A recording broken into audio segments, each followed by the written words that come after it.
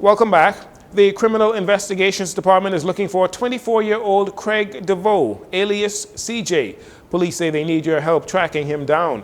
They want to question him in connection with a recent murder. DeVoe's last known address is Sapodilla Boulevard, Pinewood Gardens. Police describe him as having a brown complexion, slim build. His height is unknown. If you know of his whereabouts, you can contact the police immediately. CID also needs your help in locating this man, 35-year-old Shivago James Saunders, for questioning in relation to assault with a deadly weapon. Police say his last known address is Gilbert Street, Kennedy Subdivision. He is of dark brown complexion, slim build. His height is also unknown.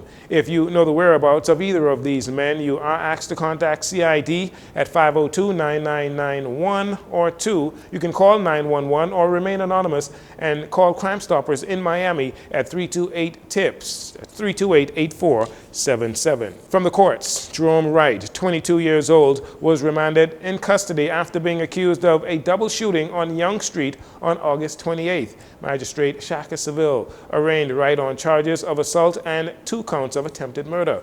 Wright allegedly assaulted Arthur Wilson on Wednesday, August 28th.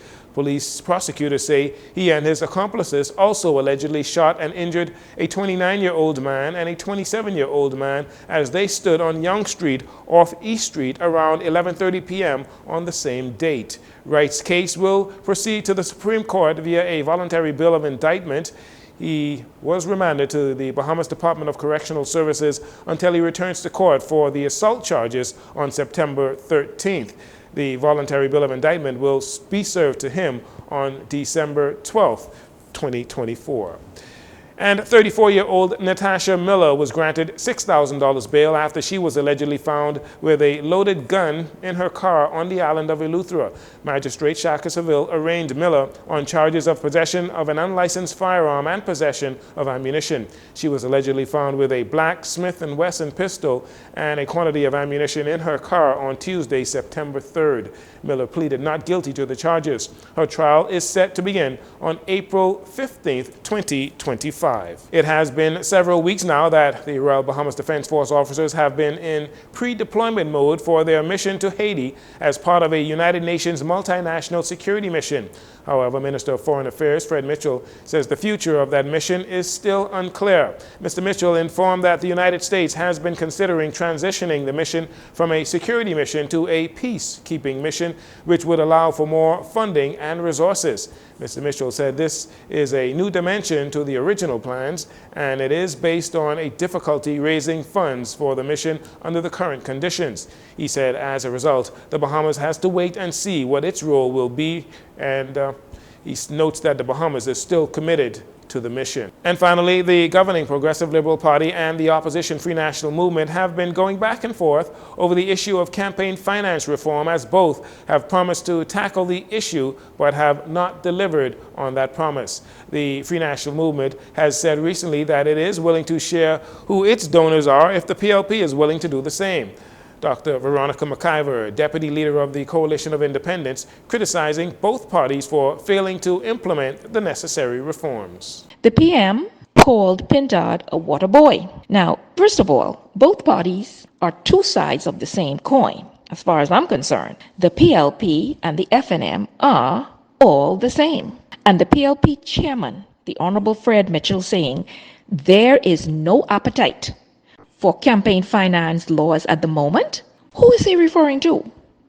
These politicians may not have an appetite, but the electorate, the Bahamian people, we damn sure have an appetite for it.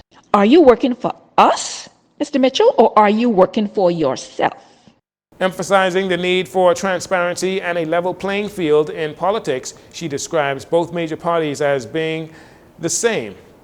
Dr. McIver says when the COI is elected, they will bring about the necessary reforms and restore confidence in the electoral process. Make room for persons like myself who believe in transparency and integrity in the electoral process. When elected, the COI will restore public confidence in this process of electing our officials with accountability. By the way, were you aware that a campaign finance bill was drafted under Penling in the 1980s, but it never made it to Parliament? Some 45 years later, and we are still talking I challenge both the Honorable Pintard and the Honorable Davis to come clean and release the names of the donors. That will be a start to effecting change. PLP Chairman Fred Mitchell says he personally does not believe there is an appetite for campaign finance reform, while Prime Minister Philip Davis has said it is not a priority for his administration. And that'll do it for your JCN News. Once again, I'm Jarino Saunders.